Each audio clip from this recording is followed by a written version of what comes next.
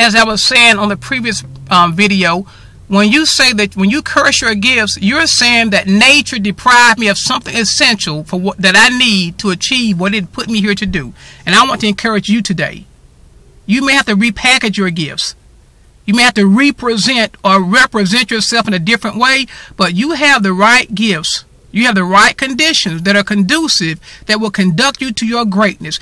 If you take your gifts and you set your goals in relation to your gifts. I don't have a goal to be a great singer or a great musician. I'd love to, but I don't have those gifts, and I don't have an interest in developing that aptitude. So I don't have goals to become a great musician. My goals are to become a great speaker, author, and person that's able to reach other people, to empower them, to encourage them to pursue their goals. And so every day I set goals that relate to my gift. And I don't spend my time looking at all those people in popular culture or who are in my immediate surrounding who have advantages that I don't have. That's just the circle of life. That's the lot of life. We all have a hand, and we must play it. We must know how to turn it to our advantage. If we don't do that, then we're defeated. The third thing is this.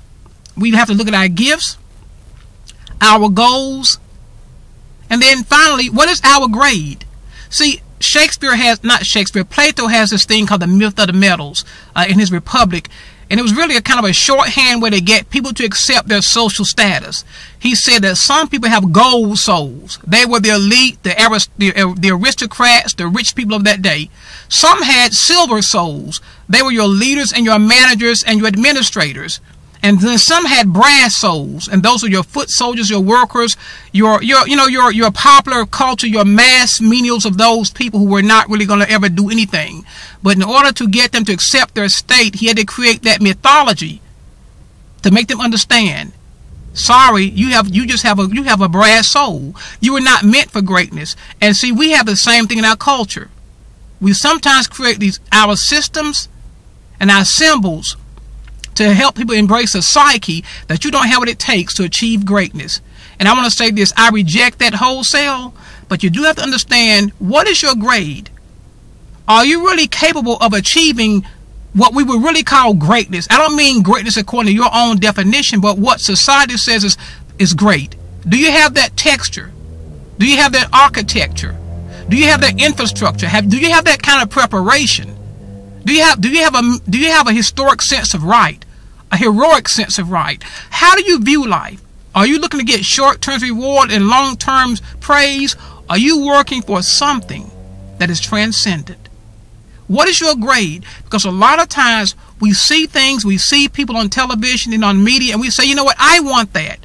I can do that. And we say that a lot of times not understanding what people have to go through to be that great. And then those sometimes who get there, they don't have the inner texture, what we would call character, to handle all the conflicts and all the confrontation and all the scrutiny and all the discrepancy that comes with being visible and available for mass consumption. So I want to encourage you today. Nobody's born great. We do achieve greatness, and the way you have greatness thrust upon you, I call that a provisional greatness. That means life creates circumstances that you are uniquely prepared to respond to if you perceive your gifts, your goals, and your grade. I want to encourage you today. This is a great time to be alive. We're embarking upon a new year, and you're going to make resolutions, and that's great. But in the midst of making resolutions, make sure that you have resolve. Ask yourself, do I have the conditions for greatness? And the answer is always yes. And once you answer yes, then assess your gifts. You say, well, Joel, I know my gifts. I'm in business. I employ 50 people. That's great. But are you ready to go to the next level? Do you want to go to the next level? Then how are you going to represent your gift to the marketplace, your business, your service, your industry, your expertise? How are you going to represent that? How are you going to repackage that? How are you going to reinvent yourself? How are you going to re-articulate to other people the excellence that you can bring to them and help them achieve their goals? Are you setting goals that reflect your gifts?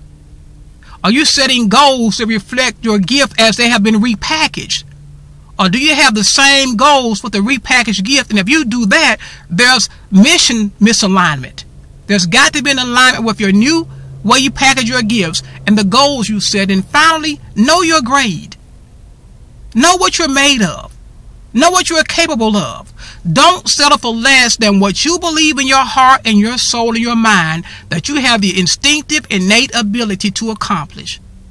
Anything less than that is going to be frustrating, and it's going to cause you a great degree of angst and despair. I want to encourage you today. You and I have the conditions for greatness. Where we are now is conducive to conduct us to the place that we envision if we look at our gifts, our goals, our grade, our texture, and our architecture.